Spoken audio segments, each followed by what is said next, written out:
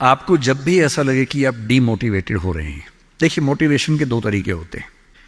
एक तो वैसा मोटिवेशन है कि मैं थोड़ी आग लगा दूं, 10 बार जोर से बोलूं, आप भी बोले जोर जोर से, एकदम खून गर्म हो जाए, आप बाहर निकले, आपको लग रहा है कि आप कुछ भी कर सकते हैं, आधे घंटे बाद लग रहा है अरे हम तो वैसे के वैसे हैं।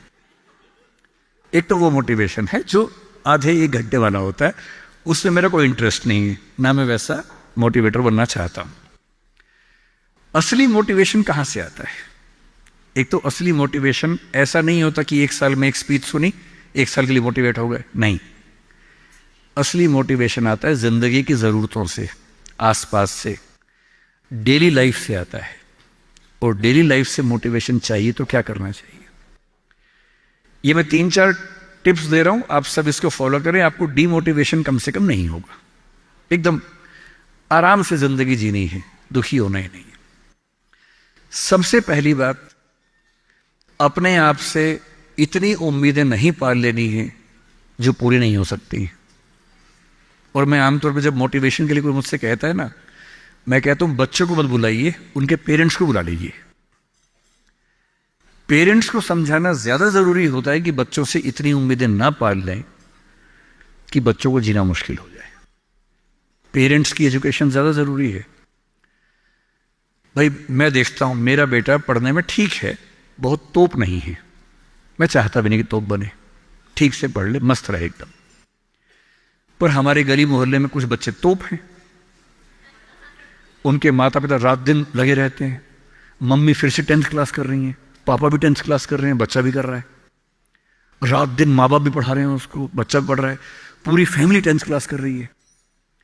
और बच्चे के 10th क्लास में 99.8% मार्क्स, उसके बाद भी दुखी, 0.2 क्यों नहीं आए? और हमारे वाला 50 में खुश रहता है कि बहुत आगे, काफी है, इससे ज्यादा क्या करेंगे? अगर आपने बच्चों से इतनी उम्मीदें पाली, इतना कंपटीशन में उलझा दिया, बेटा तुम्हें फर्स्ट आना है, टॉप करना है, 100% लाना है, ये करना है, वो करना है, आपका बच्चा कितना भी टॉप कर ले, वो कभी खुश इंसान नहीं बन पाएगा।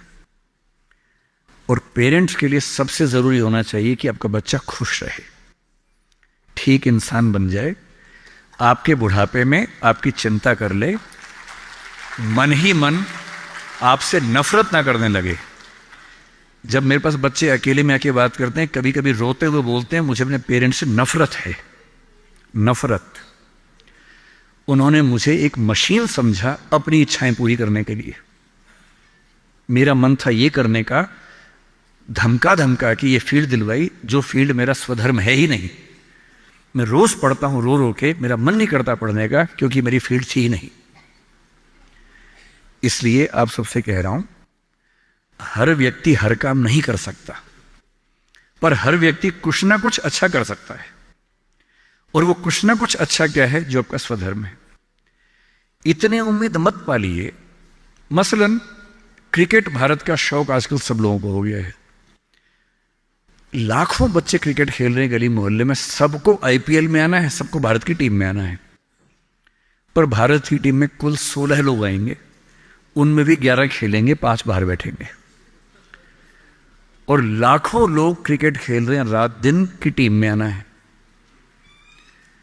ध्यान रखना है, आप जो भी रास्ता चुनेंगे उसमें सफल होने से ज्यादा संभावना विफल होने की है। इसलिए तैयारी करते हुए इस चीज की भी तैयारी करनी है कि नहीं हुआ तो क्या होगा।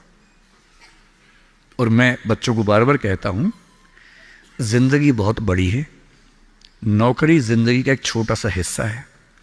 मिले बढ़िया, ना मिले भाड़ में जाए, एकदम भाड़ में जाए, ठीक।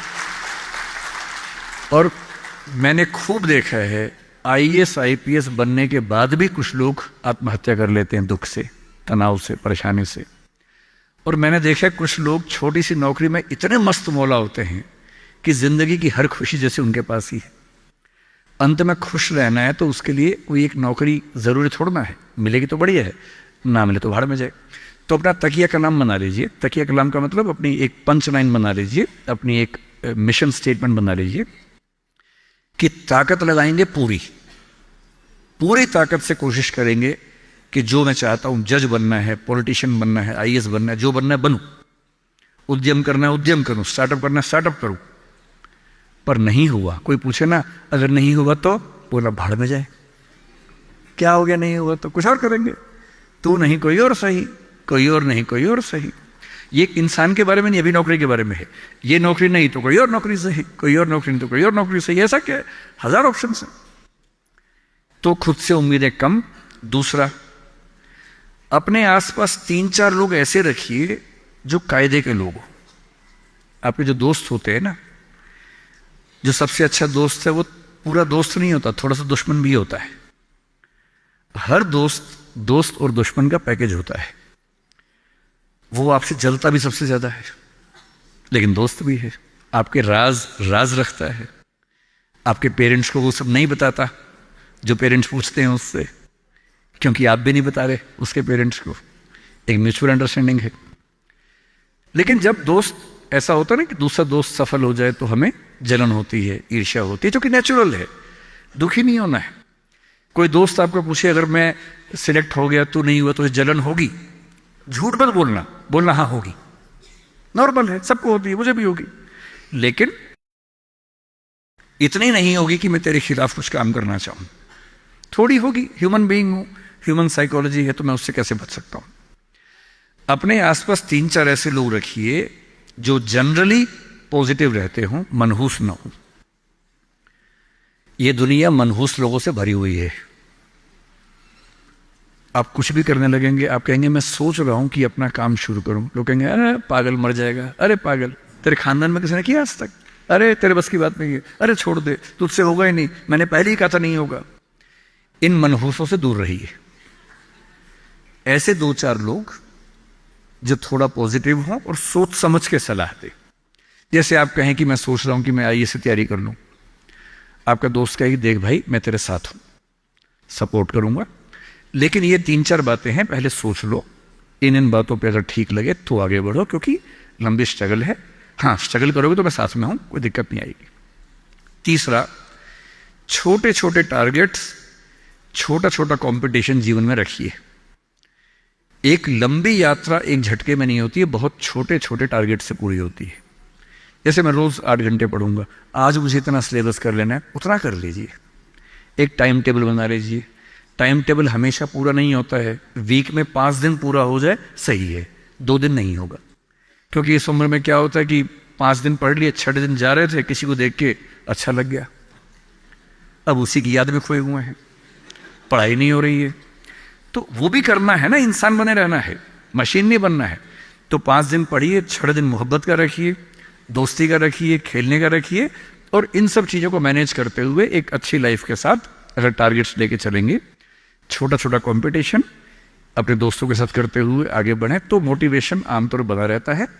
और जब जब डीमोटिवेशन ज़्यादा होने लगे तो मेरे जैसे किसी की बात सुन लीजिए, 1-2 घंटे के लिए गुब्बारा फूल जाएगा, और 2 घंटे के लिए अगर उस फेज से आप निकल गए तो चीज़ें ठीक रहेंगी।